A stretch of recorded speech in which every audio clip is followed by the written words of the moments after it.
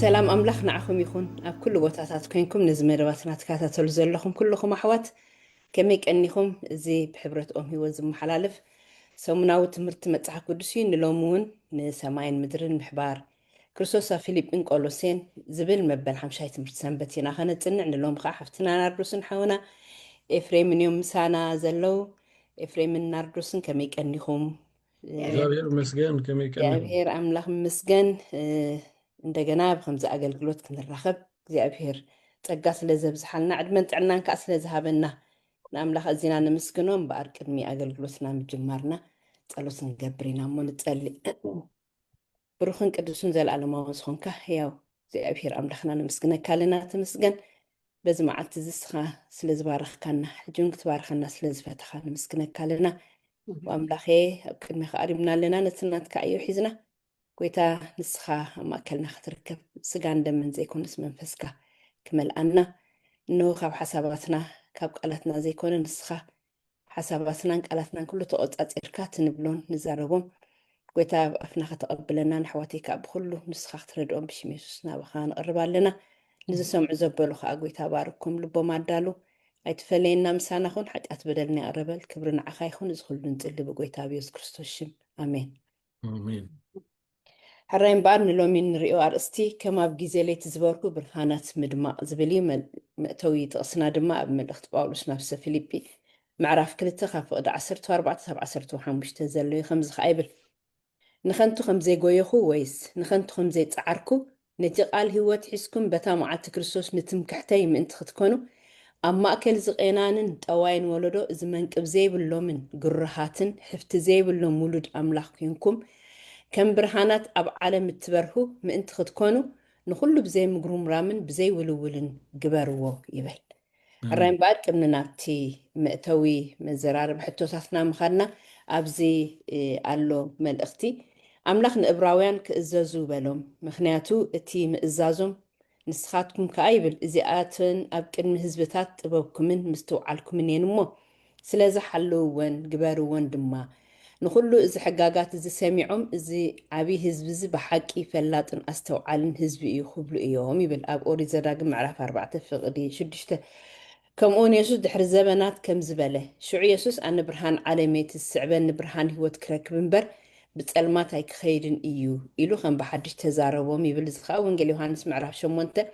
فقد عسرته وكلته خمون نسخاتكم برهان عالميكم أبكرن زلا ختمات كولا كألاني وبلا خايبة عندنا ماتيوس حمشتم عرف 14 كم يبيلنا إنا برهان إنخوين مستين نفس وكف سبزبره برهان حق يسوس بزقبر طبق ركب ترايو زخون زونا ونقل يوحنس معرف حالة الشعاتة انتايبل أملاخ من الأخت باولوس نفس فيليب أخلتخاء كم زيبل سلازي خا أب سماياتن أب مدرن أب تحتي مدرن زلو هلو بركي بسيم يسوس من انتكم بركخ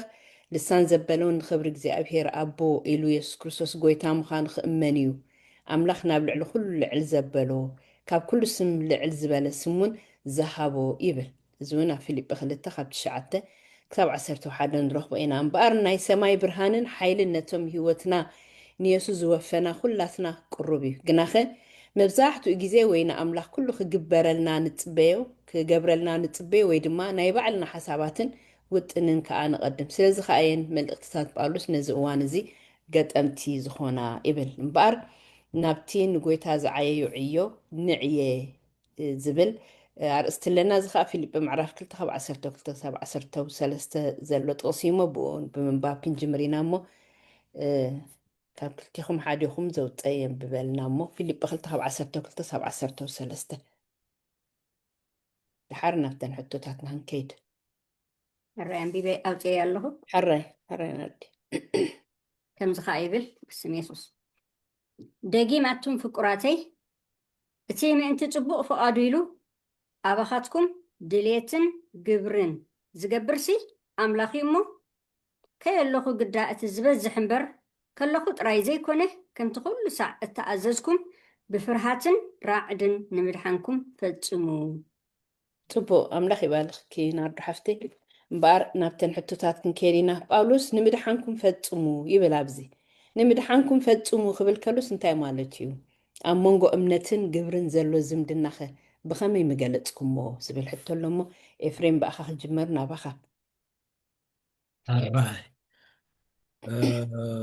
حجي مبارا زين تنكا إلنا خنرئيني نازن تقصدات زياتن كلت نقرات دما أباخن الزبال لنا إلي حسب تحنتي قبرن دليتن مالت أبتني قنقوات تقرنيا تصحيفة دل مصحاماتي حساباتن أبتني إنجليزينيا ويكابت موقول صحفاتنا تي مصحف قدس كله خدمان بروفلي بلي حجي كنرأي خلنا بزي دقيم أتم فكراتي يتم أنت تصبوا فقادو إلو آباخاتكم دليتن قبرن زقبر إزبل أب انتاي يخبل دالي دولو دليتن قبرن كتداليون كتقبرون زقبر يخوون دولو كتداليون مالسي دلايك أوشتنا دلاي نخ حدرنا زقبر إجزي أبهري أتات ما يتقرين يكون كورب غير بالكوينات سمعك أباخاتكم دليتن قبرن زقبر دليتن دلايون تقباراتون زقبر يا تسمع دلا تتخكل جن انت يخون له نحنا ما انت خندلن ما انت خنقبر نسي ناي مجمرة ويكا ناي مجمرة حيلي زهبنا ما انت خندل ما خابانا سكندلي نخلينا نحنا كابانا ونك منش او قبر ونك هلونا يكلني سلازي تا تقسن تا تبل الله املاخ اوشتنا يعي شعو نحنا كم مرأيا اتي اوشتنا دولو عيونا اكزابير نحنا خاء دليتن قبرن نقبر لا تسمع دلا حجي مبقول ناي تصبق نجر سي اكزابيرنا نقبرو دلا نحنا يكوننا مبقول تصبق نجر مبقول تصبق نجر مبقول سناي نجر مبقول مدحان كاب املاخي نحنا انتينا نخون دلنا مسلكم نحنا مسامنا بإمنة دما مستعززنا دحريو انتي متص دلاي يهلونا مالتي دلاي اتم امانسي دلاي ناي مئزاز دلاي يمصالنا ناي نتيز تبهلنا نخنقبرون نخئل مالتي حجي بحيلنا يكونن حجي تمنچوسي كاب እግዚአብሔር ይዝኸውን ደሎ حجي تا ناي موداتا تقص زلان دحرينا حجي نمدحانكم فصمو تبلالا اذا حجي مسصدق بجبري دتا اساسر دو يمثل حقي حوار باولوسي نحن حجي حوار باولوس انت اذا امن دحرنا صدق بجبري ديكونه صدق بامنت اذا امن مونيتو ابرومي ابغلاتا صبو غيرو غليصلو بصغا اينا زدحنا يزبل امبر بجبري اينا زدحنا زبل يلا كوم تزخون نيروسي ابراهام كمانسي نصدق اي متقطرولون بجبر انت زخون نيرو جن بامناتي زدحان توهيلو له حجي كنا حوار باولوس ابزا جن بفرحين برعدن نمدحانكم فتصوم يبلالو مدحانكاس بعلخات قبر دلخا يدمسل تتقسي بتتقريني اخون ريا خلنا جن كمزا قديم خنقلص ودو صنحخو نحنا كبعلنا خنقبرو انخيل ولا حد نجر يبلنا انتاي دا اي حجي ابزا حجي كنت نكقلنا እግዚአብሔር ይባዕሉ ዘዓይህ ንብል ከለና ግን ናትና ተራ የለን ዲዩ ይድመጽ ሕጂ ትሕቶ ናትና ተራ አሎ ንኣብነት ተቐስታት ክንገብር ፍሉጣት ተቐስታት ብምንታይ ክንጅምር ሉቃስ 13:24 ሰናይት ክልጥፊልክ ወይ ናርዶስ ክልጥፊልክ ንሓዲና ለሰይ ሉቃስ 13:24 ናርዶስ ኣውፅለይ ቆሎሴ 3:9 ሰናይት ኣውፅለይ ንምስመኒና ኸነ ተኣሳስረን ንምድሓንኩም ፈጽሙ ከምዚ ባዕልና ንምድሓናስ ባዕልና ንገብሮ ባዕልና ንጀሃረሉ ባዕልና ኣለና ባዕልና ደሓና ይተድለና ንኻ ኣምላኽ ዘብል ይመስል ዝጽድቅ ብግብሪ ዝበሃል ቋንቋ ንዕኡ ነተባብዕ ዘለና ኮይኑ ይስማዕና ትጥቕሱን ከምኡ ኮይኑ ይስማዓካ ኣይኮነን حوار باولوس انتي كبل دلي دولو حراي لوكاس 10:24 اندحر وصا خوينا وي قولسي 3:9 خبز وصا قدامه 24 كم تسبل لقاس 10:3:24 اها ብዙሓት ከኣትውና ደለዩስ ከምዘይኮነሎም ይብለኩም ኣለኹም እሞ በታ ፀባብ ደገ ንምእታው ተጋደሉ اها ريهم حجي ابزا انت تبلالا نمدحنكم فتصموا افتاق انت تبلالا تقادلو قلتين حدين حجي بعلخا بقدلخا بقلصمكا بناتكا فحترتر تمصو يدمسل تقادلو بعلو كو يسوس كروس بعلو نرسو اب لوقاس زبولوسي تقادلو قبلنا الهوري باولوس كان نمدحنكم فتصموا تاي مالتيو هنا خنبلنا ناي كولسي ونوسخيامو دميرنا حسب كنبلنا قولسي 3:9 اوكي امزخ اتبل 10 بحنسابين دلو نسخاتكم نتأرجيت سب مسجبرو أنتيتكم كم تمثلي تزفت أورجيركم نتنفلت حدش سب زلابسكم نحد حدكم ما تتحسسوا سادة بيس نتأرجيت سب كنتيتكم تبلا لا دو حجي سخاسي كدان كامش بعلى خا خطوط سبايا وصال كاني والد ستوعين دحركون كاملت كم زن أكلات كقولوا داوكا قرد سرح دحركون سي كدان كاس بعلى خا خطوط اوكي حجي زي اخو مدت تمثل الله حكي نتا ارغيت سبنتكم سي بعلخم كنت طوي بلكامش كم بعلخا تغبرو يسوس زيد ليكا املاح زيد ليكا كوينو يسمع هاوري باولوس كان مدحنكم فصموا قبل كلسي بقى مدحناس بعلنا نغبرو بعلنا بقى خنصدق بعلنا خن سماي كناتون يمثل ايكونان كلو انت وصل يعقوب 4:7 نفولتينا ناملاخ تجزؤو نسيطان تتصارروا حجي نسيطان تتصارر حيل لنا اسكي قد حكي سنايت لكي ناردوس لكي افريم لك يلا كلهم تعذبتي دسمعوا زلو خلاتهم نسيطان كتتصارروا لزخل حيل لك اذا تغسينكم يمثل دا يمثل تتصارروا بلك حج مدحان بمسورت غابي زبقس كاب التين مأكل كوينو أمونغو سبن أملاخن مأكل كوينو أملاخنتو كم منزع غير أي باري خوينو زموت لنا يسوس كريستوس كابا تبقس تام مدحان موزو مدحان كاب سماي دي جمر أب مدريك وانا تجمير سيز مدحان كابانا يكون كابانا وصاي مدحان قلنا ترى انت يخون دلو من مدحانكم فتصموا تقادلو أرقيت سبنتكم كنتو خبل كله كن الله ما مدو زلنا من اللي ما دالو اجي ابزينا خمس هاوري باولوس دلي دولو نسو فيليبي خنوغروم كله እግዚአብሔር ሰናይ ንኽደልዩ ናይ ምድሓን ሃንቀውታ ምእንቲ ክህልወኩም ኣባኹም ሓይሉ ክገብር እዩ ንስኻትኩም ከዓ ነዚኣ ተቐቢልኩም ንዓኣ ተለማመድዋ ንዓኣ ብሕጁን ብመን በቲ ኩሉ ዝሃበኒ ዘበለ ማለት በቲ ኩሉ ዝህበኒ ዘበለ ኩሉ ብጎይታ ብኢየሱስ ክርስቶስ ንኩሉ እኹለ ማለት እዩ በቲ ዝህበና ሓይሊ ኩሉ ንኩሉ እኹለ ዝበለ ሐዋርያ ጳውሎስ አያፍሮሶን አሉ ነዚ ዘረባዝ ማለት እዩ ስለዚህ ንሕና ግን ክንላማመዶ አለና ማለት እዩ ናብነት ናይ 12 መልቀቀ ፈተና ንኽትሓልፍ እንተዳ ኮንካ እንታይ ክትገብር ኣለካ ብዙሕ መጽሐፍቲ ብዙሕ እዩ ገዛታት ብዙሕ ሕቶታት ክትሰርሕ ይብልካ ኣለካ ምልምማድ ይዝሕጂ ኣብ ናይ 12 ክፍሊ ተቐመጥ እምበር ድሓን ክትሓልፍ ኢኻ ድብለካ ሰብ የለን እታ ናይ ኣድሚሽን ፔፐር ምስ ሓዝከያሰ ሓሊፍካ ማለት ኣይኮነን ኣድሚሽን ንኽትቅመጥ እያ ተፍቅደልካ ዘላ ናትካ ፃዕሪ ግን ወሳኒ ድኸውን ደሎ ማለት እዩ ክትፅዕር ከለኻ ግን ካብ ምንታይ ኢኻ ትውገዝ ካብ መፅሓፍቲ ካብ ገለገለ ዝኣመሰሉ መምሃራን ተሓትት ከምዚ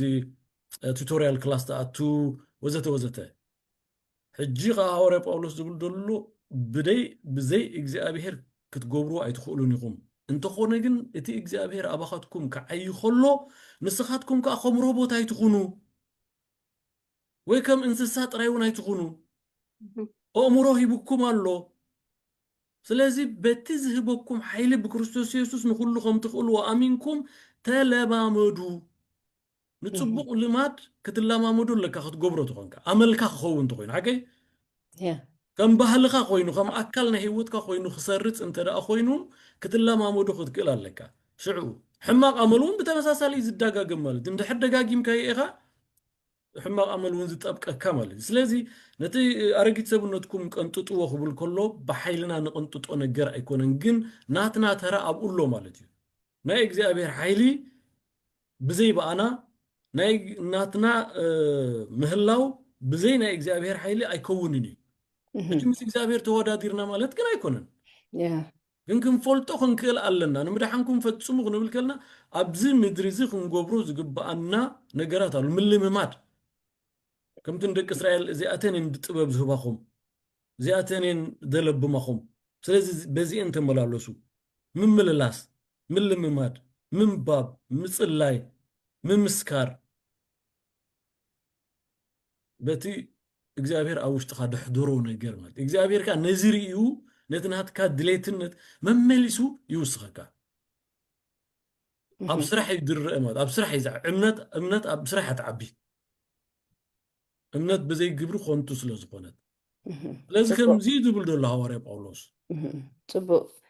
ሓራይ ጽቡቕ ኤፍሬም ኣምላኽ ባርኽካ ናርዲ ሓፍተይ ትውስኸዮ እንተዳሃሊ ክብዚ ኩሉ ካይሉ ወይ ንእሽተይ ነገር ክመልእ እንድሕር ኮይነ ኣብታ እምነትን ግብርን ሲ ብእምነት ዲ ብግብሪ ካብቲ እሱ ዝበሎ ማለት እዩ ኣብ ያዕቆብ ከዓ ዝያዳ ከምዚ ገይሩ ይገልፀልና ኣሕዋተየ ይብል ሓደ ሰብ እምነት ኣላትኒ እንተበለ ግብሪ ግና ካብ ዘይትህልዎ እንታይ ይጠቅም እዛ እምነት እዚኣ ዶ ክተድሕኖ ትኽእል እያ ሓዊ ወይስ ሓቱ እንትዓረቐ ናይ ዕለት መግቢ እውን እንተሰኣነ እሞ ንስግኦም ዘድሊ ከይሃብኩም ሲ ሓደ ካባኻትኩም ብሰላም ከይድሙቕ ፅገቡ እንተበሎም እንታይ ይጠቅም ከምኡ ከዓ እምነት ግብሪ እንተዘይብላስ ንርእሳ ምውቲኣ እዩ ዝብል ስለዚ እንታይ እዩ ዘርእየና ዘሎ እዚ ከምቲ ኢልዎ ዝፀንሐ ክልቲኡ ብሓንሳብ እዩ ዝኸይድ እምበር ሓደ ብእምነት ጥራይ ወይ ከዓ ብግብሪ ጥራይ ሰብ ክፀድቕ ኣይክእልን እዩ ኣራይ ጽቡቕ ናርዲ ሓፍቲ ኣምላኽ ባርኽኩም ንኩልኹም ስለዚ ሃዋርያ ጳውሎስ ኣብዚ ክዛረብ ከለኹም ትዝበልክሞ ኣባኻትኩም ድሌትን ግብርን ዝገብርስ ኣምላኽ እሞ ይብል ወይ ከዓ ዝዓይ ኣምላኽ እሞ ከም ሰናይ ዕላምኡ ኩሉ ግዜ ክንደልዮ ኣብቲ ናቱ ዕዮ ከዓ ክንሳተፍ ክንጋደል ከም ዘለና ስለዚ እግዚኣብሔር ድሌት ክብል ከሎ ንፍቓድ ከም ዝኾነ እቲ እግዚኣብሔር ሓይሊ ዝህብ ከዓ ተግባር ንክትገብር እሞ ስለዚ ከም ኣመንቲ መጠን በይንና ከም ዘይኮንና ንዋስኦ ነቲ ዕዮ ኣምላኽ ኣብ ውሽጥና ብዝፈጥሮ ኢና ኣብቲ ዕዮ እግዚኣብሔር እንሳተፍ ወይ ከዓ እንነጥፍ ዝብል ሓሳብ እዩ ዘሎ እምበር ቀፂልና ናብ ሮሜ 3:23-24 ከምኡ ከዓ ሮሜ 5:8 ኤፌሶን 2 ካብ 8 ሳብ 10 ኣለዋ ጥቕስታት ምስ ግዜና እናረኣና እቲ ነጥቢ ምእንቲ ክንዛረበሉ እዘን ጥቕስታት እዚአን ብዛዕባ ምድሓን ኣመልኪተን እንታይን ዝብላና ዘለዋ ዝብላየን እሞ ሓሓዴና ከነንብበን ኢና ሽዑኡ ናብ ናርዲ ክንከይድ ኢና እቲ መልሲ እምበር ኤፍሬም ሮሜ 3:23 ክሳብ 24 ናርዲ ሮሜ 5:8 ኣነ ከዓ ኤፌሶን 2 ካብ 8 ሳብ 10 ከነንብበን ኢና እሞ ንኽእል ነንብበን هري رومي 3:23-24 كلهم حتيهم كبر أملاخ ونسينهم بتي بيسوس كريستوس ذركب بجا محلاف بخمقو بسقاو يصدقو هراي تبو ናርዲ ሮሜ 5:8 هراي ሮሜ 5:8 ከምዚ ትብል ግና ኸንሕና ገና ሓጥኣን ከሎና ክርስቶስ ኣብ ክንዳና ሞይቱ እሞ ኣምላኽ ታፍቅሩ ንኣና በዚ የርኢ ኣሎ ኣነ ከዓ ኤፌሶን 2:8 ከምዚ ትብል ሓደ እኳ ከይምካሕሲ ካብ ግብሪ ይኮነን እሞ ብእምነት ብፀጋ ኢኹም ዝደሓንኩም እዚ ከዓ ውህበት ኣምላኽ እምበር ካባኻትኩም ኣይኮነን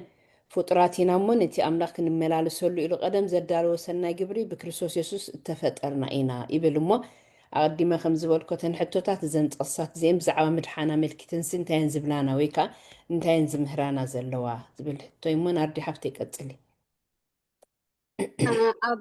ኣብኣ መሊሰ ካልእ ጥቕሲ ክህብ እሞ እታ ኣብ ካልኣይ ጴጥሮስ 1:5 ደላ ከዓኒ ብዛዕባ ምድሓን ስለ ዝኾነት ኣብ ካልኣይ ጴጥሮስ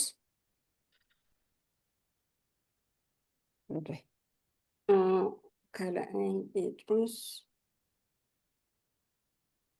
1:5 اوكي ነቲ ዝበልናዮስ የደልድለልና እዩ ማለት እየ ኣብኡ ከዓ እንታይ ኢሉ ብትግሃት ዘበለ ተጋደሉ ኣብ እምነትኩም ደግነት ወስኹ ኣብቲ ደግነት እውን ፍልጠት ኣብታ ፍልጠት ከዓ ምግታእ ርእስኻ ኣብቲ ምግታእ ርስኻ ድማ ዓቕሊ ኣብቲ ዓቕሊ እውን ፍርሃት እግዚኣብሔር ኣብቲ ፍርሃት እግዚኣብሔር ድማ ምፍቃር ኣሕዋት ኣብቲ ምፍቃር ኣሕዋት እውን ፍቕሪ ንኹሉ ሰብ እዚ ነገር እዚ እንተ ኣለኩም ኢሉ እናማዕበለውን እንተኸደ ንምፍላጥ ጎይታና ኢየሱስ ክርስቶስ ሃካያትን ዘይፍርዩን ክትኮኑ ኣይሓድገኩምን እዩ ሕጂ ዓንተወይ ንምድሓንኩም ፈጽሙ ኢልና ነርና ወይ ከዓ እንታይ ክንገብር ከም ዘለና ንዛረብ ነርና ስለዚስ በብ ደረጃ እንዳዓበየ በብ ደረጃ ክኸይድ ከሎ ንርኢ ኣለና እንታይ እዩ ዘርኤና እዚ ወይ ከዓ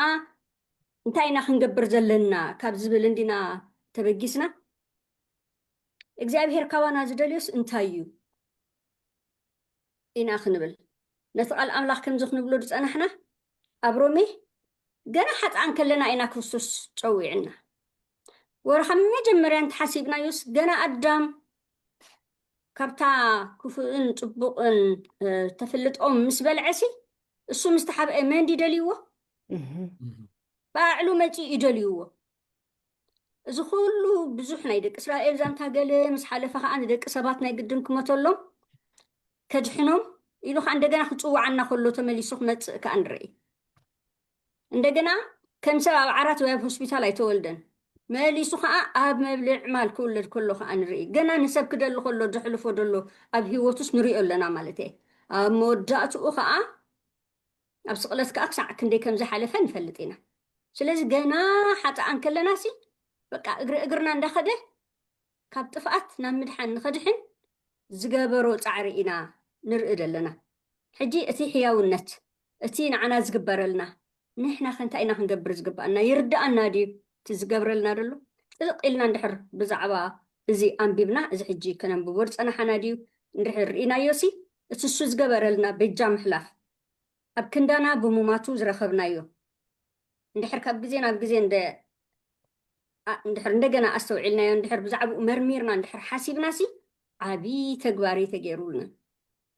ሕጂ ንሕና ከዓ በቲ ዝተገበረልና ወይ ከዓ ክንምስክር ኣነ ዝሓለፍክዎ ነገር ክምስክር ክነግር ንሓወይ ንሓፍተይ ምክንያቱ ኣብ ዓድና እኳ ወይ ንገረሉ ወይ ግበረሉ ዝበሃል ከምኡ ዝበሃል ምስሊ ኣለና ሓቀይ ዶ ሓደ ሰብሲ ወይ ንገረሉ ወይ ግበረሉ ክትከፍሎ ወላ ተደይከኣልካሲ እንታይ ትገብረሉ ትነግረሉ ሕያውነቱ ሲ ሰናይ ሰብ ከም ዝኾነስ ንገረሉ ሕጂ ሲ ልክዕ ኣብዚ ከዓስ ሕያውነት እግዚኣብሔር ሲ ወፍጥረት ባዕሉ እውን እኮ ነግረና ኣሎ እዚ ፍጥረት መንዲ ፈጢርዎ ተልናስ ሓንቲ ቃል ብምስማይ እንዳበለ እዩ ንኩሉ ክፈጥሮ ከሎ ርኢና ስለዚ ነዚ ዓበ ኣምላኽ እዚ ሲ ከመይ ጌርና ኢና ክንዓየሉ ዝግባአና ከመይ እንታይ ኢና ክንገብረሉ ዘለና ብዛዕባኡ እንድሕር ተዛሪብና ዝገበረልና እንድሕር መስኪርና ንሕና ዝጠዓምናዮ ብፆትና ክጥዕምዎ እንድሕር ጌርና ክንደይ ንሰርሓሉ ኣለና ጳውሎስ ኣብ ፊልጵ ኣብ ቆሎሴ ክንሪኦ ከለናሲ ሞት ረብሓ እዩ ክሳዕ ዝብል እኳ ይጎዩ ሞት ኣባና ረብሓ ኮይኑ ይፈልጥን እዩ ሓቂ ሓደ ሰብ እንድሕር ሞይቱ ወይ ክመውት ደልዩ ከመይ ከም ንሓዝን ትፈልጡ ኢኹም ክፍለየና ኣይንደልዮን ኢና እንድሕር ተዳሊኻ ግን ሞት ረብሓ እዩ ንዓይሉ ክሳዕ ክንድዚ እዩ ምክንያቱ ነቲ ጉይኡ ስለ ዝፈፀመ ስለ ዝወደአ ሕጂ ሞት ረብሓ እዩ ክብል ከሎ ኢና ንርኢ ስለዚስ ንእግዚኣብሔር ዝገበረልና ክንነግር ከለና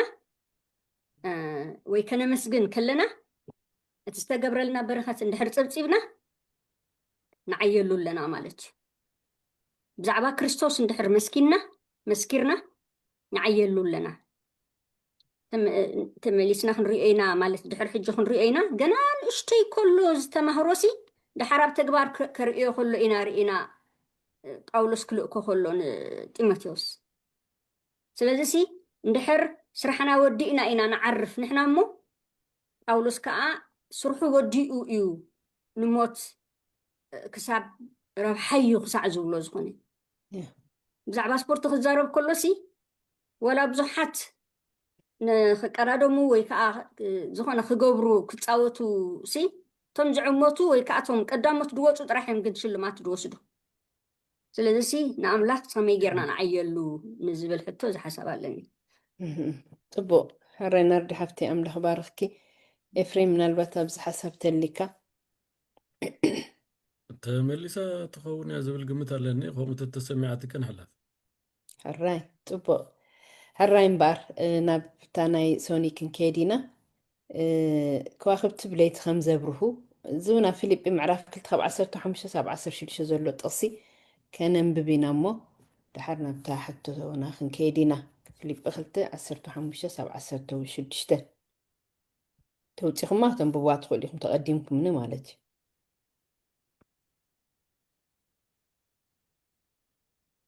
ግን ቀዲመኩም ኣለኹ ከንብባይ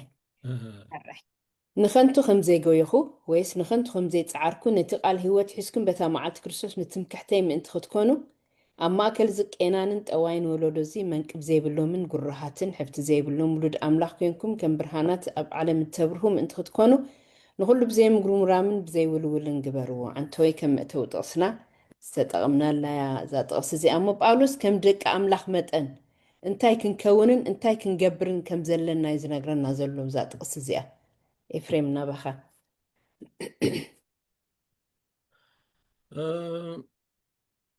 ሕጂ እውን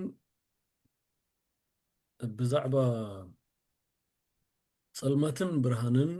ክንርኢ ማለት ሐዋርያ ጳውሎስ ይደልየና ኣሎ ንብርሃን ማለት ንፀልማት ንኽተጥፍኦ እንታይ እድትለካ ብርሃን ይዘድለካ ሕጂ ንፀልማት ንኽተጥፍኦስ ክትጋደል ይብልካን ማለት ፀልማት ቀንጢጥካ ክትውፅኦ ከምዚ ከም ኣንሶላ ቅንጥጥ ዝብለልካ ዋላ ሓንቲ ኣየድለይካን እዩ ኣብ ገዛኻ እቱ ምስ በልካ እንታይ ኢኻ ክትገብር መጥልዕኻ ወሊዕኻ ብርሃን ምውላዕ ጥራይ ሕጂ እንታይ ደርእካ እቲ ሓንቲ ብፃብዕትኻ ትጥቃዕ እንታይ ባል ትውላዕ ወይ ከዓ ናይ ቀደም ናይ ዓድና ክርቤት ሽርጥጥ ኣቢልካ ሸጠጥ ኣቢልካ ብርሃን ሕጂ ከም ብርሃን ኣብ ለይቲ ኣብ ፀልማት ማለት ሕጂ መብዛሕትና ኣብ ከተማታት ስለንነብር እቲ ናይ ከዋክብቲ ምድማቕ ብዙሕ ግዜ ኣይረኣየናን እዩ ስለምንታይ በቲ ኣርቲፊሻላት ዝኾነ መብራህትታት ስለትዕብለል ናይ ከዋክብቲ ምድማቕን ምህሳስን ኣበይ እዩ ዝያዳ ዝረአ ኣብቲ ልቺ ዘይብሉ ቦታታት ገጠራዊ ኩነታት ወይ በረኻታት ኣብኡ ከይድካ ከዋክብቲ በዓል ሊሐ በዓል ከምታት ዝበሃሉ ምሻሉ በብዓይነቶም ከዋክብቲ ምስ ቅርፆም ምስ ገለ ትርኢ ንኣብነት ሰለስቴና ብሳዋ ዝሓለፍና ኢና ካልኦት እውን ተዓዘብቲ ሰማዕቲ ብሳዋ ዝሓለፉ እዮም ኣብ ሳዋ ሕጂ ናይ ለይቲ ጉዕዞ ወይ ኣንፈትካ ክጠፍኣካ ከሎ ከዋክብቲ ክትርኢ ከለኻ ዝጥቀምሉ ሜላ ብዛዕባ ከዋክብቲ ክምህሩና ከለዉ ብለይቲ ሳዋ ከምዚ ሕጂ ብርሃን ኣለዋ ድዩ ብላን ኣይፈልጥኒ ሕጂ ኣብቲ ንሕና ዝነበርናሉ እዋን ግን ብዙሕ ብርሃን ኣይነበረን ሕጂ ብንፁር ከዋክብቲ ክትስእሎም ብንፁር ይረኣዩኻ ወቅትታት ኣለዎም ዝወፅሉ ወቅትታት ኣሎ እዩ እንተኾነ ግን ኣብ ከተማ ዝያዳ ኣይረኣየካን ምስቲ ምድጓሕ ናይ ብርሃናት ክኸውን ይኽእል ሕጂ ክልተ ነገር ኢኻ ትርኢ ብዚ ከተማ ብምንታይ ዝበሃል እዩ ክንገልፆ ሕጂ ከተማ ንከዋክብቲ ኣድሚቐን ከርእያ ኣይክእላን እየን በረኻታትን ልቺ ዘይብሉ ዓድታትን ዝያዳ ንብርሃን ዝያዳ ወይ ንከዋክብቲ ዝያዳ ይርእይዎም ሕጂ ኣብ ከተማ تمثالي مالتي أب كتماتات كم نعلم مثالي قرنا ندحر وسيدنا يوم نسخة قد ما أو تنبر انتقون كبرهان كابوزة حير رأني دايني مباليو تماساسل الله مالتي تدوغحي ناي حاتيات تدوغحي ناي እከይ ዝብሉ ሎ ሃዋርያ ጳውሎስ ኣብ ማእከል እከይ ዘለዎም ጠዋይ ኤናንን ወለዶ ሕጂ ኣብ መንጎኦም ድሕሪ ኮንካ ጠዋይ ትኸውን ከዓ ንስኻ ከይተረዳእካ ሕጂ ትለማሙዶ ሕጂ እቲ ብርሃንካ ኣይርአን እዩ ኣብኡ ይጠፍእ ማለት ሻይ ናይ ትገብርና እንታይ ይባል ኣይተንፀባርቕን ኢኻ ኣብ ጸልማት ክነብርህ ዝድለየልና ዘሎ ዋና ምክንያት ሕጂ ከምቲ ከዋኽብቲ ኣብ ጸልማት ዝያዳ ዘብርሁ ብቐትሪ ሕጂ ከዋኽብቲ ክትርኢ ከቢድ እዩ ብዘይካ እቶም ዓበይቲ በዓል ቬኑስ ድዮም በዓል ገለ ዝበሃሉ ዓበይቲ ኮይኖም ዝረኣዩ ነገራት ኣለዉ ሓደ ወይ ክልተ ዝረአ ክኾኑ ብቐትሪ ተዘይኮነ ብቐትሪ ከዋኽብቲ ኣይትሪኦም ኒኻ ስለምንታይ ናይ ፀሓይ ዕብለላ ኣሎ ኣብ ግዜ ጸልማት ግን እቲ ዝደቐቐ ኮኸቡን ከይተረፈ ክትሪኦ ተኽእሎታት ኣሎ ማለት እዩ ክሳብ ዓይንና ዘፍቅዶ ማለት እዩ ብዘይካ እቲ መሳርሒ ጌርና ንሪኦ ሕጂ ኣብዚ ጠዋይን ቄናንን ወለዶ እንታይ ደስምዕ እዚ ንብርሃንካ ድፃባእ ኩነታት ኣሎ ብርሃንካ እንተ ደኣ ብግቡእ ዘይተብርህ ኮንካ ብቐሊሉ ኢኻ ክትሰዓር ትኽእል ስለዚ እታ እንኮ ተዋፅእ እንታይ እያ ዘላ ማለት እዩ ብርሃን ክተብርህ ኣለካ ይድብል ዘሎ ብርሃን ከተብርህ ኣለካ ሕጂ ንስኻ ግን ምንጭ ብርሃን ኣይኮንካን እዩ ኣብዚ ክመፅእ ዘሎ ነገር ንስኻ ብርሃን ምንጭ ብርሃን ኣይኮንካን ምንጭ ብርሃን መን ኢየሱስ ክርስቶስ እዩ ወንጌል ዮሐንስ ምዕራፍ 1 ቁጥሪ 9 እቲ ናብ ኩሉ ናብ ነፍሲ ወከፍ ሰብ ዘብርህ ብርሃን ሓቂ ድብሎ ሕጂ ንሕና ካብ ንየሱስ ምስ ኣመናዮ ምስ የሱስ ፅቡቕ ዝምድና ምስ ገበርና እቲ ኣባና ክዓዪ ዘለዎ ሓይሊ ኣብ ውሽጥና ይኸውን ማለት እዩ ስለዚ የሱስ ክርስቶስ ባዕሉ ክነብር ይጅምር ኣብ ሂወትና ንሕና ምስ ፈቐድና ማለት እዩ ምስ ኣመና ብድሕሪኡ ከምቲ የሱስ ክርስቶስ ኣብ ጸልማት ደብረሀ ኣብ መንጎ ቄናንን ጠዋይን ወለዶ እናነበረ ንዝክር ኢና ካብ ናዝሬት ደኣ ከምዚ ዝበለ ሰብ ይወፅእ እዩ ርአዩ እቲ ብርሃን እዚ ሕጂ ናዝሬት ብምንታይ ትግለጽ ነይራ ቄናን ጠዋይ ወለዶ ሓደ ግን ካብ ሕፃንነቱ ጀሚሩ ከብርህ ዝኸኣለ ሰብ ተረኺቡ ሰባት ተገሪሞም ከመይ ኢሉ ካብ ናዝሬት ዶ ከምዚ ፅቡቕ ረከብ እዩ ዝብል ሕጂ ንሕና ኸ ኣብ ማእኸል ጸልማት ናይ የሱስ ክርስቶስ ኢና ንብል እንተኮይንና ማለት እዩ ሕጂ ሽግራዊ ዘሎ ክርስቲያን ምፅዋት ሓቂ ምፅዋት ገለምታት ደይኮነስ ብግብሪ ናይ ክርስቶስ ኢና ንብል እንተዳ ኮይና ክርስቶስ ኣባና ክጅምር እንተዳ ጀሚሩ እቲ ድሌቱሲ ብሰናይ ፍቓዱ ኣባና ክገብር ዝደልሞ ንሕና ከዓ እቲ ክርስቶስ ዝነበረ ሓሳብ ክንሓስብ ዝገብር ምንጩ ካብ የሱስ ክርስቶስ ክመፅእ ኣለዎ ምስ ተቐበልካ የስዑ ንስኻ የሱስ ትጨኑ ማለት እዩ ነቲ ናይ የሱስ ክርስቶስ ብርሃን ወሲድካ ንስኻ ከዓ እንታይ ትገብር እንታይ ይባል ተንፀባርቕ ማለት እዩ እምበር ናትካ ዝበሃል ብርሃን ይብልና ንሕና ናይ ፀሓይን ናይ ወርሕን ፍልልይ ማለት እዩ ፀሓይ ናይ ገዛ ርሳ ብርሃን ኣለዋ ወርሒ ግን ናይ ገዛ ርሳ ብርሃን ይብላ ካብ ፀሓይ ተቐቢላ ግን ብርሃን ትህበካ ከምኡ እዩ ዝገብር ደሎ ሕጂ ነዚ ክንገብር እንተኮይንና ሕጂ ፈተናታት ክመፅእ ከሎ እዚ ከተጉረምርም ይብልካ እዩ ዝብል ደሎኻ እታ ብዘይውልውል ግበርዎ ትብል ደላ እንታይ ከምኡ ኢሎም ኣይፈለጥኩን ብዘይ ባእሲ እዩ ዝብል ኣብቲ እንታይ ይበሃል ብዘይ ባእሲ ብዘይ ምባእስ ኣብቲ ናይ እንግሊዝኛ ብዘይ ምትህልላኽ ኣብ ትግርኛ ከምኡ ረኺብ ክለኸ ኣብ ትግርኛ ኣይኮነን ኦኬ ኣብቲ ናይ እንግሊዝኛ ብዘይ ምትህልላኽ ብዘይ ባእስ ዲስፒዩት እዩ ዝብለካ ዲስፒዩት እኮ ነገር እኮ ይበቃ بزي من نجار بزي قويقة إيخا خد قبرو زلكا مر ندا قرمرمكا ندا توتسعين نابلكا خموت سعقل يسكرو سكو خموت سعيرايون كبر خلو زي كم من زعيرايون كموت سعيرايون حج أي قرمرمن أي مستوم صلاة أي تبأسن أي تجارج أوان أي تقالسن سازيسي أبتنا إنجليزي كم أتبل أبتنا تقرينيا جن بزي ولا تبل لا بزي أنا مغروم رامن والن كم يجرم الرخيبة ما دان ترجمتنا توم تايد بارن ممكن زيادة خن تسرلنا لين برنا أنا نحوم من كاف تايد بالعقموني بالليل كن تي dispute زبل قال تقيم له أبتنا إنجليزية كبل دلي dispute بأسي تسلقي قيوخا كوميتا تشرح مراح بزي قلبله كتقول لك كامل ስለዚህ ማለት ምናልባት ናርዲ ሓፍተይት ከም ደቂ ኣምላኽ መጠን ንሕና ከዓ ከመይ ክንገብር ከም ዘለና ኣብኡ እስኪ ገለበልና እንታይ ንበልክ ብዚኣ ኣፍታ ቅድሚ ኣንቢብናያ ነርና እንደገና ከዓ ኣፍታ መጀመርያ ዘንበብናያ ክስታይ እንድሕር ዝፅናዕ ጥቕሲ እንድሕር ተመሊስናሲ ንዓኣ ምደገምክዋ ቀዳማይ ነገር እታ ኣብ ዝዳግን ዘላ ነቲ ትእዛዛት እንድሕር ዝገብርዎ ኮይኖም እንድሕር ዝሕልውዎ ኮይኖም ሲ ኢሉ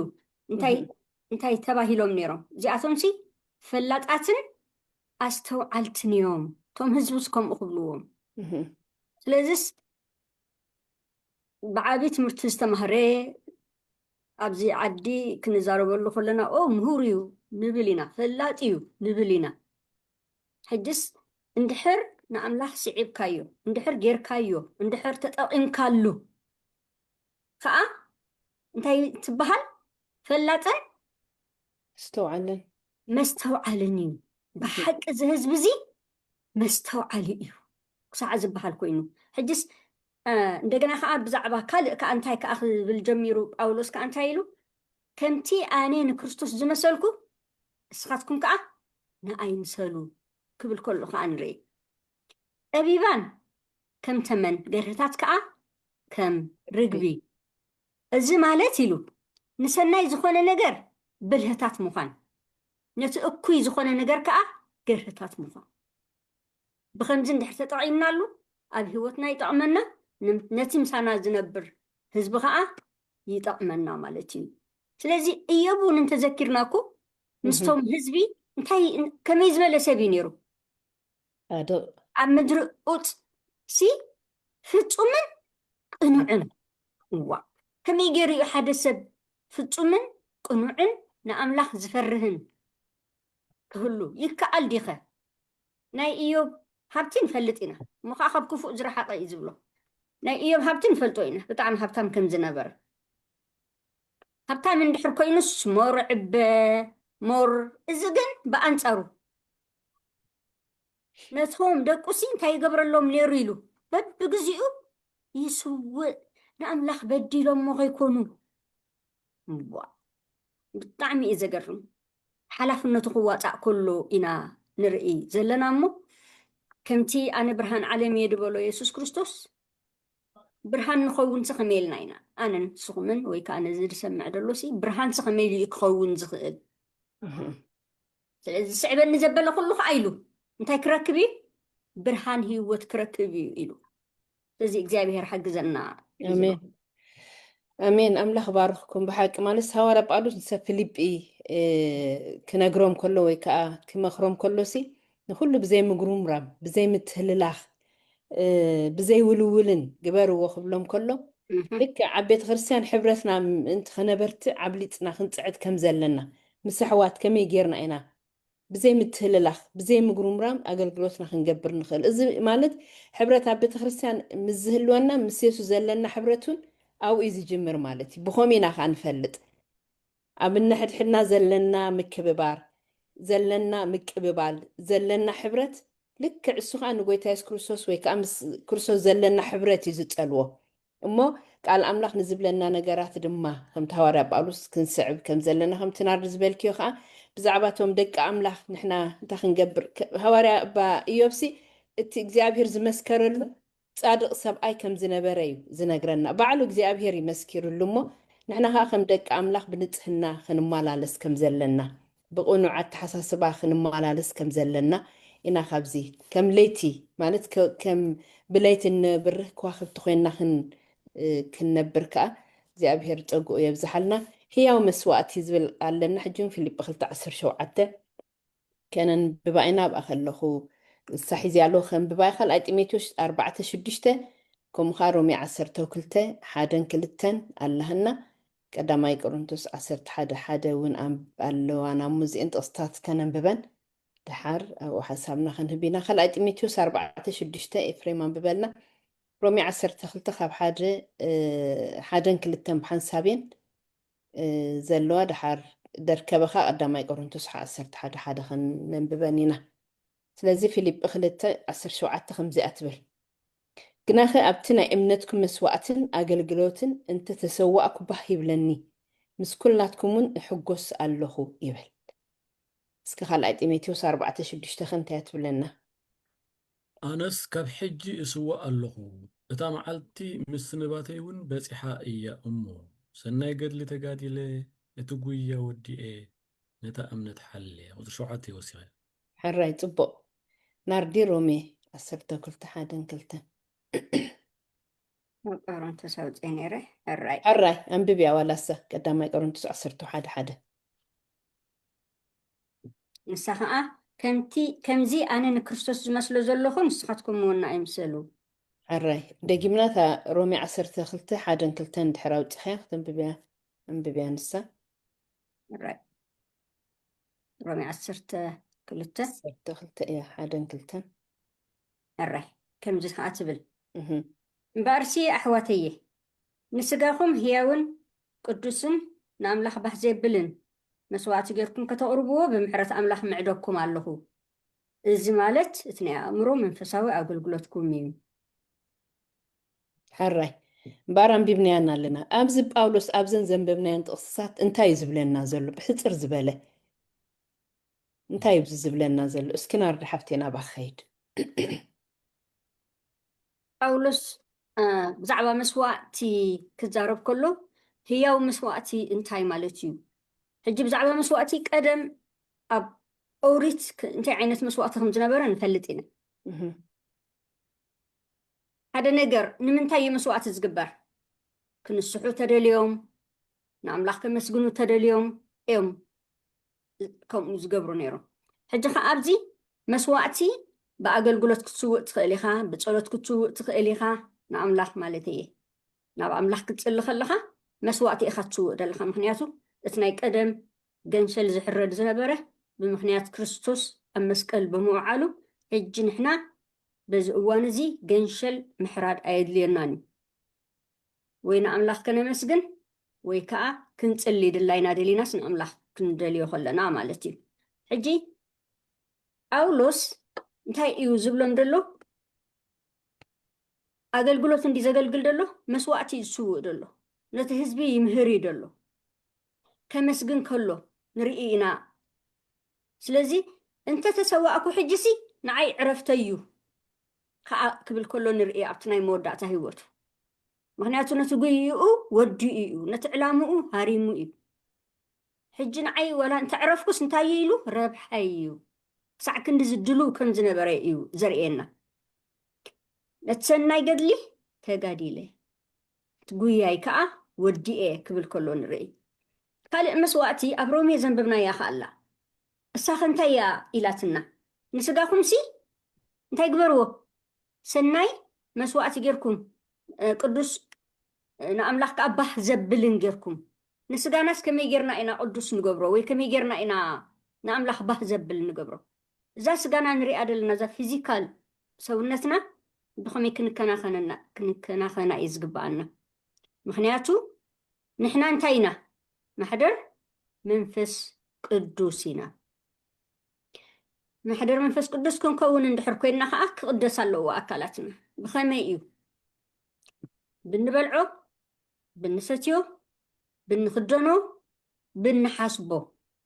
ብኩሉ እዩ ብሓደ ጥራይ ኣይኮነን ምክንያቱ ኣብ መወዳእታ ብናይ ኣእምሮኹም ምሕዳስ እዩ ኢልና ኣንቢብናያ ነርና ኣብታ ሮሜ 12:1-2 ደሎ ንስጋና ከመይ ጌርና ኢና ቅዱስ ንገብሮ ቅዱስ ድኾነ ብልዒ ብምብላዕ ቅዱስ ድኾነ ክዳን ብምኽዳን ነቲ ስጋና ከዓ ከምዚ ጌርና ኣምላኽ ባህ ዘብል ክሪኤና ከሎስ ክሳዕ ክንደይ ይባህ ድብሎ እግዚአብሔር ክሪኤና እንድሕር ባህ ኢልዎ ሰብ ከዓ ክሪእና ከለዉ ባህ ነብሎም ኢና ስለዚ ከምዚ ዓይነት መስዋእቲ ናይ ውሽጢ ከዓ ንፅህና ምክንያቱ ማሕደር መንፈስ ቅዱስ እንድሕር ኮይኑ ከዓ ኣብ ንጹህ እዩ ዝነብር እምበር ኣብ ሓጢአት ኣይነብርን እዩ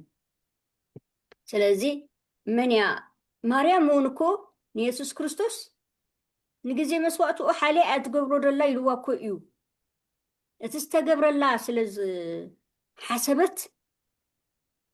ዓብ ነገር ገይሩለይ እግዚአብሔር ስለዚ ከመስግን ኢላስ ነቲ ቅዱይ ቅብኢ ከተፍስሶ ከላ ኢና ንርኢ ኣጋር ክርስቶስ ክትሓፅብ ከላ ኢና ንርኢ ወይ ከዓ ክትለኪ ከላ ኢና ንርኢ ስለዚ እዚ ከዓ መስዋእቲ እዩ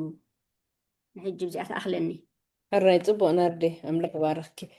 ኤፍሬም ትውስኸለክ ሓሳብ ኣብዚ ምናልባት ንትመበቆል ናይዚ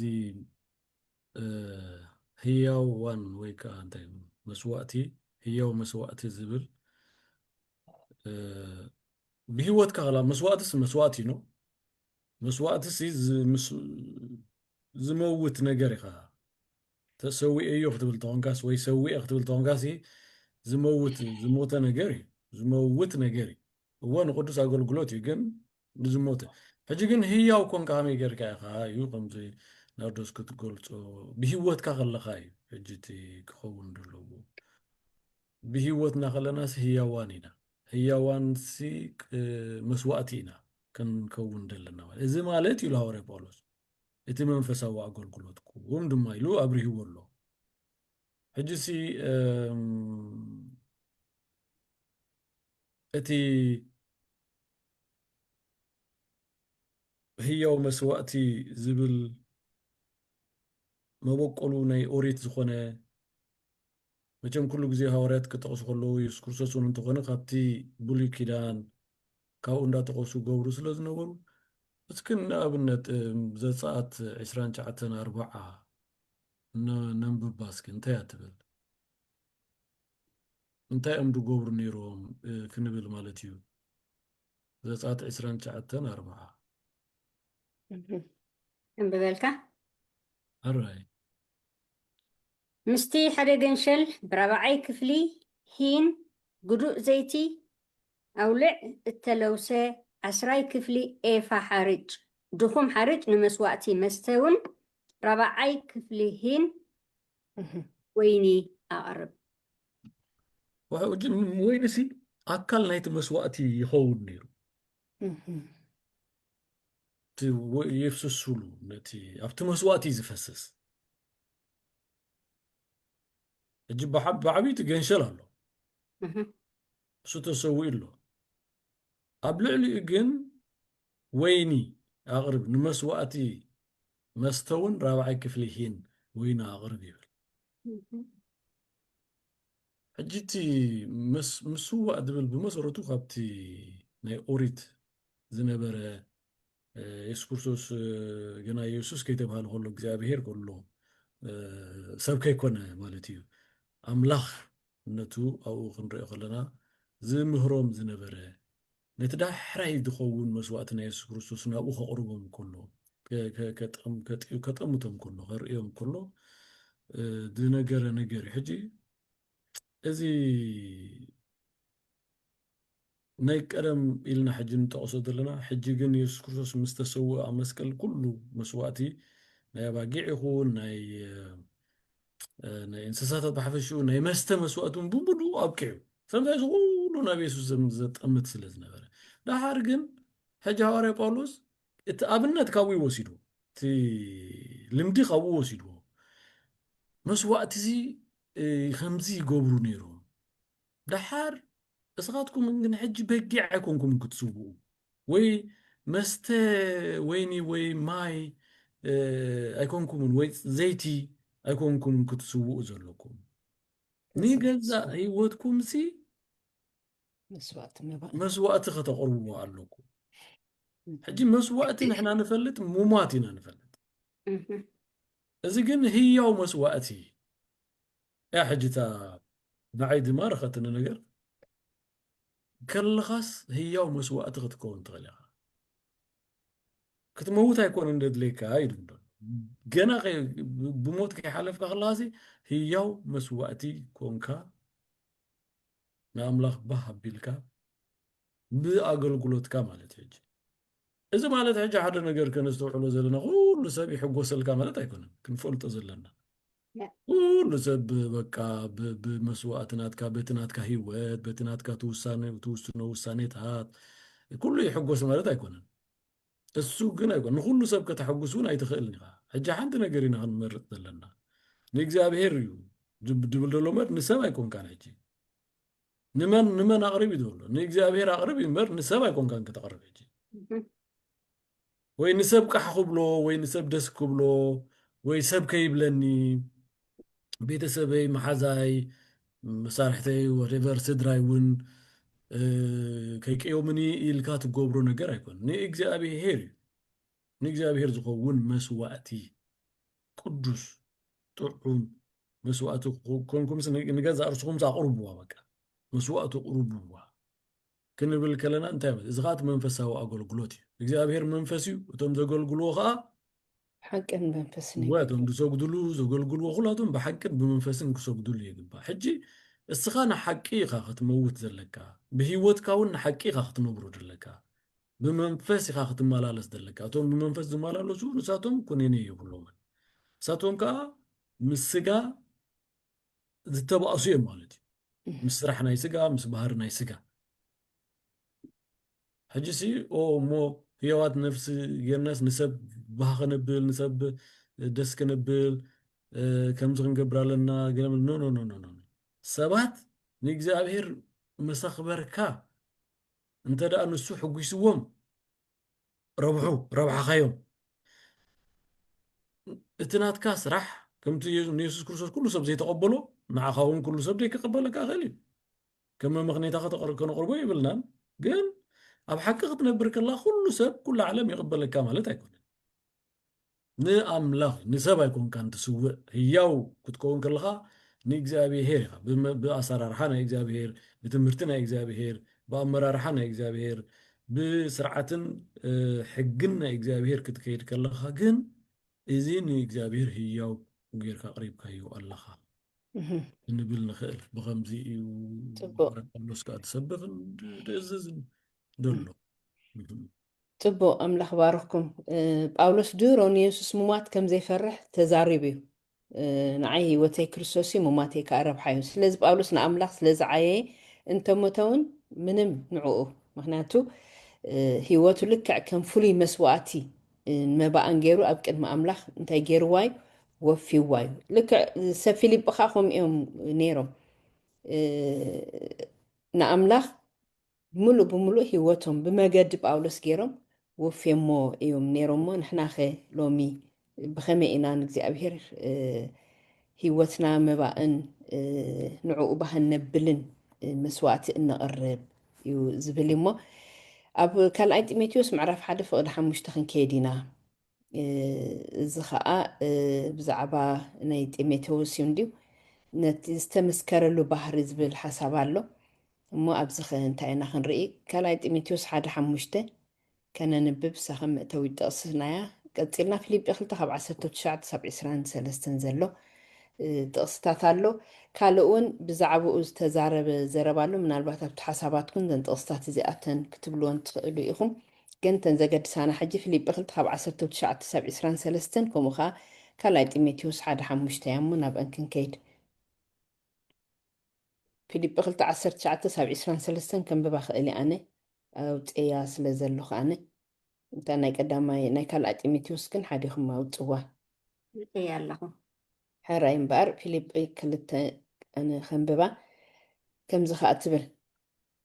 ብናይ ህልዋትኩም ከምታ ነፍሲ ሓሲቡ ብንጹህ ልቢ ዝሓሊ ሓደ እኳ ይብለይን እሞ ኣነ ብዛዕባኻትኩም ፈሊጠ ምእንቲ ባህ ክብለኒ ቀልጢፈ ንጢሞቴዎስ ክልእከልኩም ብጎይታ ናይ የሱስ ተስፋ ገብር ኣለኹ ኩላቶም ነናይ ርእሶም እዮም ዝደልዩ ነቲ ናይ የሱስ ክርስቶስ ኣይኮነን ግናኸ ውሉድ ነብኡ ከም ዘገልግል ንሱን ምሳይ ንወንጌል ብምግልጋሉ ፍቱን ምዃኑ ትፈልጢኹም በርሲ ኣባይ ከመይ ከም ዝኾኑ ምስ ርኢኹ ቀልጢፈ ንኡ ክሰደልኩም ተስፋ ገብር ኣለኹ ይብል ሕራይ ካልኣይ ጢሞቴዎስ 1:5 ከዓ ነንብባ ኣብ 3 ጀሚራ ባሕንሳ እንዴን ደለዋ ከምዚ ከዓ ትብል ሕራይ እታ ኣባኻ ዘላ ልግም ዘይብላ ቅድም ኣብ ሎኢስ ዓባይካ ኣብ ኤውኔቄ ኣዴኻውን ዝሓደረት እምነት እናዘከርኩ ኣባኻ ድማ ከም ዘላ ተረዲኤ ኣለኹ ንብዓትካ ዘኪረ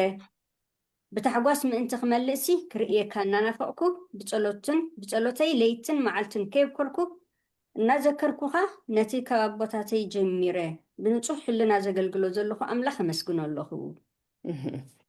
ሕራይ እምበር ኣንቢብናያን ኣለና ዘን ጥቕስታት እዚኣትን ስለምንታይ ጳውሎስ ከምዚ ዝበለ ብሉፅ ነገራት ብዛዕባ ጢሞቴዎስ ተዛሪቡ ኢልኩም ትሓስቡ ካልእ ከብዛዕባኡ ዝተዛረቦ ኣሎ ድዩ ኣብ ካልእ ጥቕስታት ማለት እዩ እሞ ሕራይ ናርዲ ሓፍቴና ባኺ ሕራይ ብዛዕባ ጽቡቕ ባህሪ ከም ዝነበሮ ወይ ከዓ የገልግል ከም ዝነበረ ከም ፍስኽ ዘንበብክልና ሕጂ ከዓ ከም ውሉድ ወይ ከዓ ሓቀይ ውሉድ ነብኡ ደገልግሎ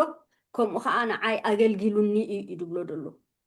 ካብ መጀመርያ ካበይ ተማሂርዎ ተይልና ካብ ዓባዩን ካብ ኣዲኡን እዩ ተማሂርዎ እቲ ኣብአን ዝነበረ እምነት ናብኡ ኣመሓላሊፈንኦ እሞኻ ገና ንእሽቶ እዩ ነይሩ ግን ዝተመስከረሉ ነይሩ በቃ ዝተመስከረሉ ሕጂ ዝምስከረሉስ ብቑዕ ስራሕ ነይሩዎ ማለት እዩ ክምስክርሉ ክኢሎም ጳውሎስ ከዓ ባዕሉ ክምስክረሉ ከሎ ርኢና ኣብ ካልእ ንዕኡ ዝተባሃለ እንታይ እዩ ንስኻ ብኩሉ ተጠንቀቕ መከራ ፅገብ ግብረ መንፈሳዊ ግበር ኣገልግሎትካ መልእ ክብሎ ከሎ ከዓ ንርኢ ክሳዕ ክንዲዚ ብኩሉ ተጠንቀቕ ምክንያቱ ከጠንቀቆ ዝኽእል ብዙሕ ነገር ኣሎ ፈተናታት ክመፅኡ ክእል እዩ ከመይ ክጥንቀቕ ከም ዘለዎ ንኽብሪ ኣምላኽ ጥራሕ ክሰርሕ ከም ዘለዎ ወይ ከዓኒ እቲ ዝመፆ ዘበለ እቲ ፈተናታት ክሓልፎ ከም ዘለዎ እሱ ንምንታይ እዩ ጠሚቱ ነቲ ዓወት ይጠሚቱ ጳውሎስ ባዕሉ ስለዚ ጢሞቴዎስ ከዓ እንታይ ይገብረሉ ኣሎ ይምስክረሉ እዩ ደሎ ንዕኡኻ ተጠንቀቕ ብሎ ኣሎ ምክንያቱ ኣገልግሎትካ መልእ ይድብሎ ደሎ ሕጂ ኣገልግሎቱ ክምልእ እንድሕር ኮይኑ ከምቲ ዓንተ ወይ ሓውና ኤፍሬም ዝበሎ ከምዚ ሰጢልካ ትኸዶ መገዲ ኣይኮነን ህይወት ወላ ኣብ ህይወትና እውን ንርኢ ኣለና ክንደይ ላዕሊ ታሕትሎ ክንደይ ጎባጥ ዘላፍ ከዓ ኣሎ ስለዚ ነዚ ከመይ ጌርና ንሓልፈለና ንሕና ንሪኦ ኣለና ብድኻምና ንጢሞቴዎስ ከዓ ተጠንቀቕ ኣገልግሎትካ ክፍፅም እንድሕር ኮንካ እዚ ኩሉ እዚ ክበፅሓካ እዩ ፈተናታት ክመፀካ እዩ እታ ተበጊስካላ ዘለካ ግን መላእያ ኣገልግሎትካ መልእ ክብሎ ከሎ ድሓር ንክልቲኦም ከዓ ንጳውሎስን ንጢሞቴዎስ ከዓ ኣብ ፊልጵ እንታይ ይብል ባሮት ክርስቶስ እዮም ባሮት የሱስ ክርስቶስ ስለዚ መሳርሕቲ እዩ ነይሩ መገላግልቲ እዩ ደሎ ኣብ ካልእ ቦታ ከዓ እንታይ ይብል ሰደልኩም ኣለኹ ክብሎም ከሎ ከዓ ንርኢ ንጢሞቴዎስ ክሰደሎም ከሎ ነቶም ህዝቢ ስለዚ ክሳዕ ክንደይ ምስ ሲላስ ከይዱ ምስ ኤራስጦስ ዝበሃል ከዓ ከይዱ ካልእ ከዓ ኣላ ሓንቲ ሽማ ዝረሳዕኳ ሕጂ ምስ ኩሎም እንዳኾነስ የገልግል ነይሩ እሞ ፅቡቕ ሽም ደለዎ ነይሩ ጢሞቴዎስ ፅቡቕ ኣምላኽ ባረክና ኣዲ ሓፍተይ ኤፍሬም ትውስኾ ነገር ምናልባት ጥቕሲ ኸንብብ ቀዳማይ ቆሮንቶስ 4:17 በዚ ምክንያት እዚ ከዓ ኣብ ኩሉ ስፍራ ፈቐዳ ማሕበር ከመይ ገይረ ከም ዝምህር መገደይ ብክርስቶስ የሱስ ምእንቲ ከዘክረኩም እቲ ብጎይታ ፍቁርን እሙንን ወደይ ጢሞቴዎስ ሰዲደልኩም ኣለኹ ይብል እታ ሕጂ ናርዶስ መወዳእታ ዝጠቐሰታ ማለት እዩ እንደገና እቲ ናይ ፊልጵ ናይ መጀመርያ ተቕሱ እንድሕር ርኢናዮ ሐዋርያ ጳውሎስ ቁጥሪ 1 ማለት እዩ ፊልጵ 1:1 ጳውሎስን ጢሞቴዎስን ባሮት የሱስ ክርስቶስ ኢሉ እዩ ዝጅምር ሕጂ እንደገና ኣብ ካልእ እውን ኣላ ወይ ኣብ ቆሎሴ ወይ ኣይተን ኣብ ቆሎሴ ይመስለኒ እሱን ከምኡ ኢሉ ጀሚሩ ኣሎ ሕጂ እንታይ ንምባል እዚ ክሳዕ ክንደይ መታዓይቲ ከም ዝነበሩ ናይዘን ጽሑፋት ናይዘን መጻሕፍቲ ወይ መልእኽታት እዚኣተን እውን هو ቆሎሴውን ሓደ ቆሎሴ ሓደ እውን ጳውሎስ ብፍቓድ ኣምላኽ ሃዋርያ ኢየሱስ ክርስቶስ ጢሞቴዎስ ሓውናውን ይብል ሕጂ እዚ ጸሓፊ ናይዚ መጽናዕቲ ነጽንዕ ዘለና ሰብኣይ እንታይ ዝብል ጢሞቴዎስ ኮ ኣውተር እዩ ማለት ካልኣይ ጸሓፊ ናይዘን ክልተ መልእኽታት ናይ ፊልጵን ናይ ቆሎሴን እውን እዩ ሕጂ እንታይ ዘርእየካ ከም ልበይ እውን ኣብ ገለ ጥቕሲ ሕጂ ኣይረኸብኳን መስሊ እምበር ካልኣየይ ይብል ከምዚ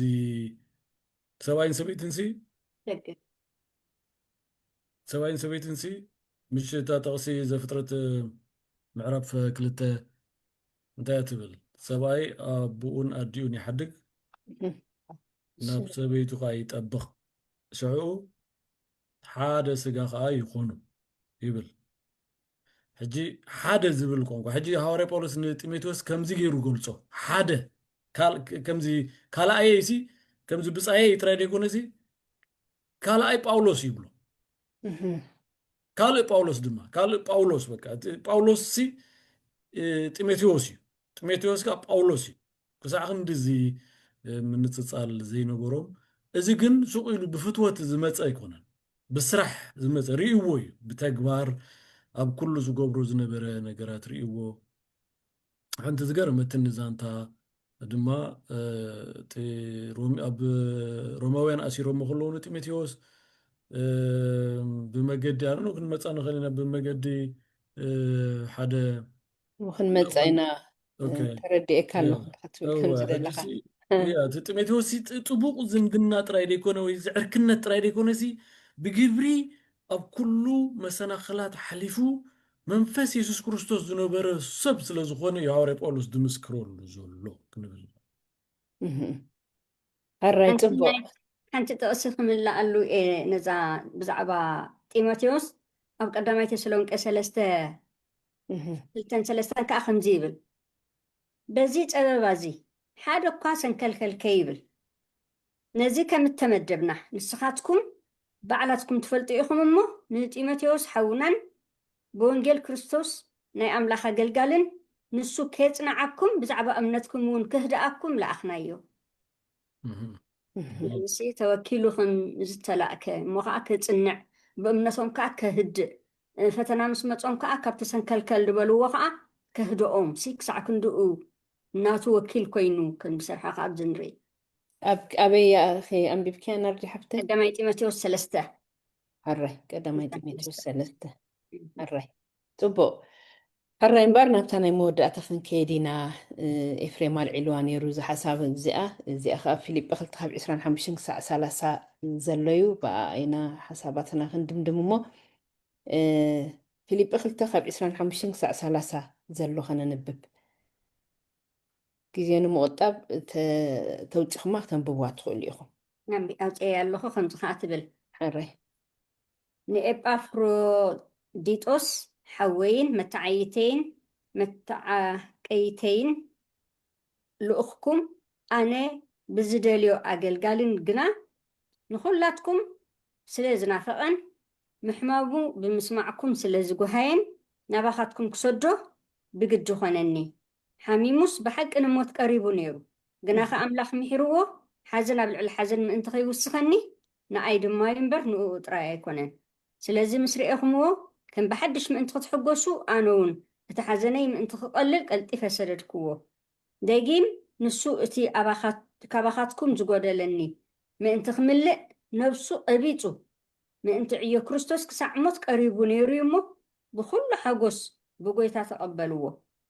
ነዞም ከምዚኣቶም ዝኣመሰሉ ኣኽብርዎም ፅቡቕ ነዞም ከምዚኣቶም ዝኣመሰሉ ሰባት ኣኽብርዎም እያ ትብል እሞ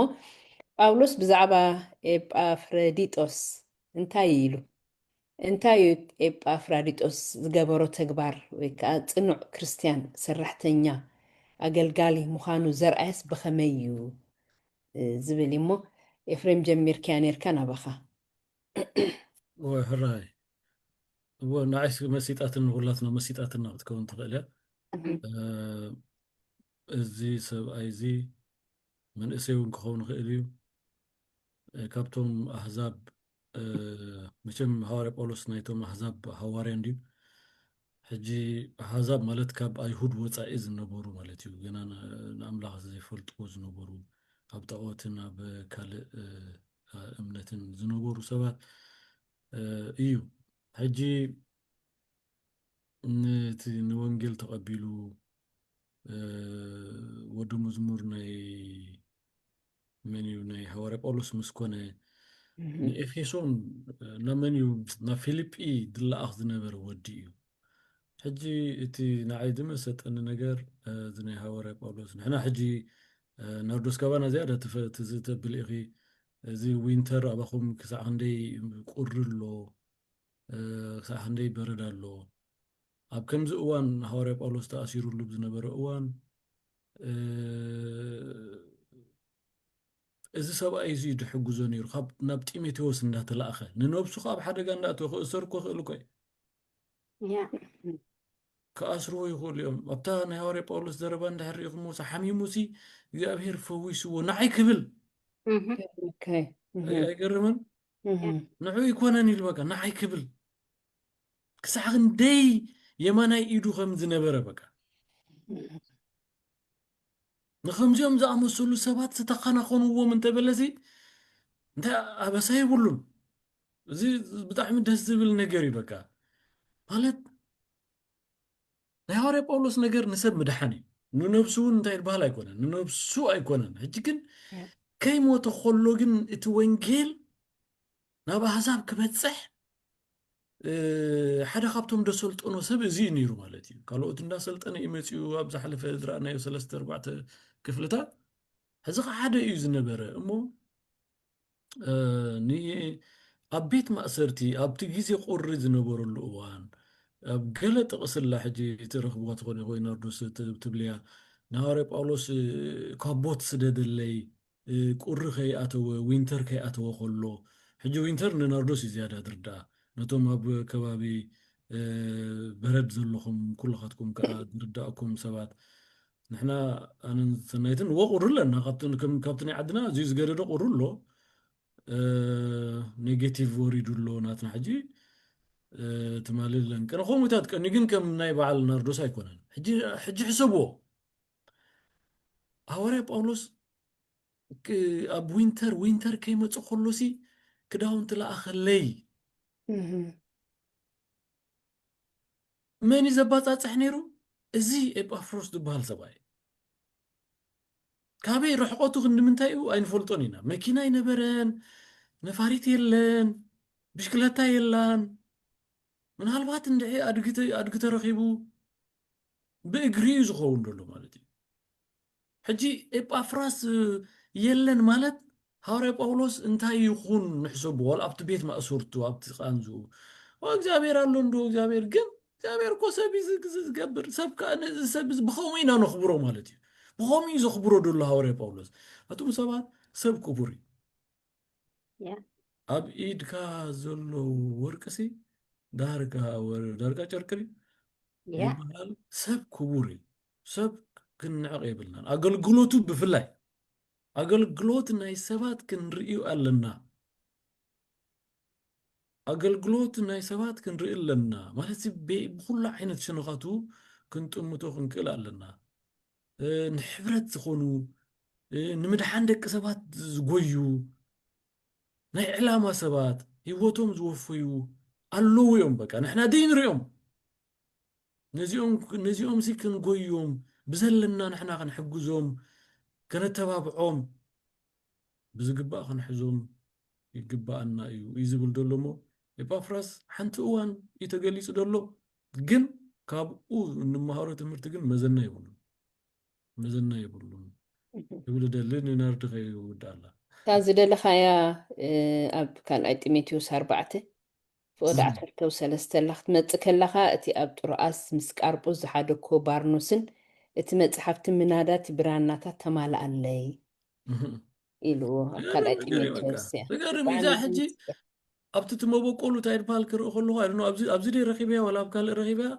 قدمي وينتر مخانو وينتر نردوس زيادة جزية مستبرخب كي تزارب الله ኣሎ ኣብኡ እውን ኣሎ ኣብቲ الله ኣብዛ ديزي ናይ ካልኣይ ጢሞቴዎስ ኣሎ ትሕቲልና እንድሕር ኣንቢብናዮ ምናልባት ናርዲ ሓፍተይ ክትገልፆ ትኸውን اوكي ከይወስደላ alright بقى ናርዲ نسخة ናባኸ غير كنا ابره يا بجا مهنيات وينتر سي انتاي وينتر انتاي ندق سبات سقيلنا يكونن بقى خمزي حساب كي مصي لقري غرفا بيلك هذا خيد يكونن I don't know ناردوس كتسلين استاذ عندي تحت الله زبالكي هسه زياده ክትቅፅል እየ ኣኺ ግን እሺ ንሕና ከም ኣብ ከባቢ ቶሮንቶ ወይ ከዓ ካባና ዝሕል ዘለዎም ቦታታት ከዓ ኣለዉ እንዲኦም ኣብ ካናዳ ኔጋቲቭ 40 ኔጋቲቭ 50 ዝበፅሑ ኣለዉ እንዲኦም ሕጅስ ኣቐዲምና ኢና ንዳሎ ከይኣተወ ከሎ ኢና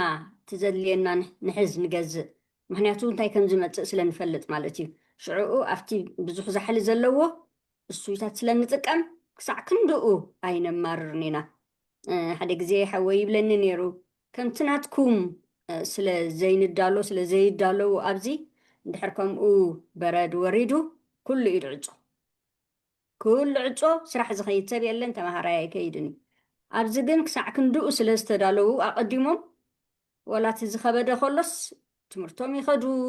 ወይ ከዓ ነቶም ባዕልኹም ኣምፅዎም ወለዲ ይበሃሉ እንድሕር ከፊ እዩ ተዋሓደትን ስኩል ባስ ግን ተዓፅየን ይበሃል ሽዑ ባዕልካ ግን ከተበፅሕ ትኽእል ኢኻ ውላድካ ስለዚ ከምዚ ዝኾነሉ ስለዚ ኣቐዲምካ ኢኻ ትዳሎ ከይኮነ ከሎት ነገር ክረምቲ ከይኣተወ ከሎ ኢኻ ትዳሎ ቅፅል እያ ኣብ ኣብ ትሕቲኣ ዘላ ኣብ ቀዳማይ ኣብ ካልኣይ ጢሞቴዎስ 4 ካብ ፍቅዲ 19 ዘላ ብዛዕባ እዚ ኤጳፍራዲጦስ ዝተባህለ እንታይ ዝብል ንጵርስኪላን ንኣኪላስን ንቤት ኦኒሶፎሮስን ሰላም በለለይ ኤራስጦስ ኣብ ቆሮንቶስ ተሪፉ ንጢሮፎሞስ ግና ሓሚሙ ኣብ ሜሊጦስ ሓዲገ ኣለኹ ቅድሚ ክረምቲ ንምምፃእ ፍጠን ኤብሎስን ጡደንስን ሊኖስን ቅላውድያን ኩሎም ኣሕዋትን ሰላም ይብሉካ ኣለዉ ሕጂ ኣቐዲሙስ ተዛሪቡ ነይሩ እዩ ቅድሚ ክረምቲ ሲ ቅድሚቲ ዛሕልን ቁርን ምምፁስ ክስታ ክገብር ከም ዘለዎ هو በፅሓኩም تقرن دي أنا حاجة داير ده أنا تقرن عدنان تقرن زي روماوين أب رومان دي أب روما يتأثير نيوت زي تجاجي ويا بروما ويا بقلبت زقرر وان بوتاي طالعن قال خفالو هاروري قال خفالو من البات نورزن بارتناتو زحل خون جن ولا يخون تي قرر دحر كاتم روماوين ستاكالاتسي نتو أسورس بيتسوي أو مقبو خداونتو دبس حلو نساتهم إتي توم ذا أسرهم سي كم زي حجي مشالو يخفائي بزح جلس مقبس هو بخا شاهدي بانديو كم عدو يفعل الخون ناي أسرات مقبي هو هابيو أب أوجن إتي بيتسب نايتو أسر نسيو مقبون كداونتو ندخلو حجي ريو بكاوري باولوس ريو إبافراس انت زي اللي انت يخون نعي كبيل زبل له حدا خمس خون غالي كلا كا اتي دصحفو براناتا تتي صحفات قبل او خوينو خا صحف اني مجم اوري بولس تما يبلني او خا صحفي منفس ناي املاخسي سوقاي بلوني حجي زي ناي افراس اغلغلوت بخمزي يدردلو اتي چنقن شجرن مكران ناي بولس اند حداتا گنزيبنا له مزد خون بلور صراحه ناي وينتر نزيق ابغمت بمئتاو ها زي خمسة أمثلة سبكة نفسه أب حدا جاي يأتيو كابن بنك مالالس كله أنت عينت سبي يخاخطو بلو يخابك إذا نرؤسسي هي يوم مسوات زجبر سبي بك نفسه هي يوم مسوات يعني كاب تيموثيوس زنقس أيكونن مالتي كاب هواري باولوس زنقس أيكونن نفسه بهوته زوفي مالتي كال زقبرو أقولقلو تحت تصحفن جن رجس أني أنا بقى كم زقبر سب بزح ناي هواري باولوس يمانا إيد كوينو خالق سريحون قالوا إيو بزحت نمدحنون كوينو لو زبلو مو خمسيوم زعما سول سبات حضرنا أبزلو ناي يخرنا عنا علم كم زيوم زعما سول سبات سبا أين عقني بمسرتو من دقل سبكا بصبو غيرنا كنحزو أي قبا أنا يتبلا ፅቡቅ ጥቡ ብዙሕ ነገር ተማሂርና ኣለና ጳውሎስ ብዛዕባ ዝሰብዚ እትስሙ ብዙሕ ማለት ክትሓዘልካ ይክእልኒ ግን ብዛዕባ እዚ ኤጳፍራዲጦስ ዝብል ኣብዚ ናይ ፊልጵ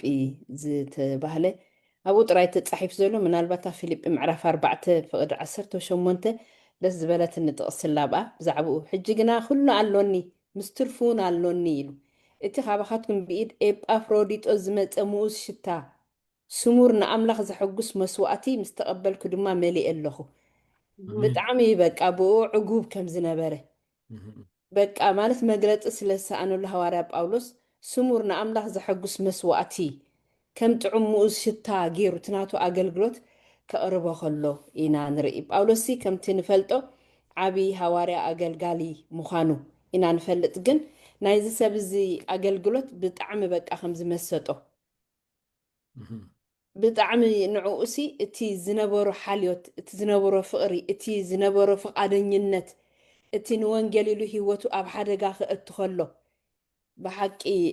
ዘስተውዓሎ እዩ ዝመስል ሃዋርያ ጳውሎስ እሞ ንዕኡ ኣብቲ ካልእ ጥቕሲ ዘንበብናዮ ክብሪ ይግብኦ እዩ ኢሉ እሞ ንሕና ከዓ ብዙሕ ነገር ኢና ክንመሃር ንኽእል ካብዚ ስለዚ ነቶም ምሳና ዘሎ መታዓይትና ኣገልገልትና ኩሉ ግዜ ከነኽብሮም ብፀሎት ኣብ ቅድሚ እግዚኣብሔር ከነቕርቦም ክንባርኾም ከዓ ልዕሊ ኩሉ ክንባርኾም ከምኡ ዓይነት ልምዲ ክህልወና እግዚኣብሔር ይባርኽካ ክንብሎ ፀጉኡ የብዛሓልካ ክንብሎ እዚ ብሓቂ እዚ ካብ እግዚኣብሔር ዝኾነሉ ሰብ ጥራይ ከምኡ ክገብር ዝኽእል ብኡ ክትሕጎስ ብኣገልግሎቱ ባህ ክብለካ ከሎ ስለዚ እምበኣር ከምቲ ጳውሎስ ዝበለና ከም ኤጳፍሮዲጦስ ዝበሉ ኣገልገልቲ ክህበና ኩሉ ግዜ ክንፅሊ ንሕና ከዓ ከምኡ እሙናት ኣገልገልቲ ክንከውን እግዚኣብሔር ፀጉኡ የብዛሓልና ናይ መወዳእታ ኣብ ቀዳማይ ጴጥሮስ ምዕራፍ 2:4 ክሳብ 6 ዘሎ ጥቕሲ ብምንባብ ኣገልግሎትና ክንውድእ ኢና እሞ ከምዚ ከዓ ይብል ናብቲ ብሰብ ንዑቕ ብኣምላኽ ግና ሕሩይን ክብሩን ዝኾነ ህያው እምኒ እናቐረብኩም ንስኻትኩም እውን ከም ህያዋን ኣእማን ኮይንኩም ነቲ ብየሱስ ክርስቶስ ኣብ ኣምላኽ ቅቡል ዝኾነ መንፈሳዊ መስዋእቲ ከተቕርቡ ንቅዱስ ክህነት ዝኸውን መንፈሳዊ ቤት ተሃነፁ ይብለና ሎሞ ከምዚ ቃል እዚ ኮይንና ክንነብር እግዚኣብሔር ፀጋ ይብዛሓልና ስለዝነበረና ግዜ ንኣምላኽና ኣዝና ኢና ንምስግኖ ንዓኻትኩም ከዓ ኣምላኽ ይባርኽኩም ስለቲ ዝሃብኩምና እዋናዊ ኣገዳስን ጠቃምን ዝኾነ መልእኽቲ እሞ ኣገልግሎትና ብፀሎት ክንዓፁ ኢና እሞ ናርዲ ሓፍቴ ፀሎት ግበረልና ንፀሊ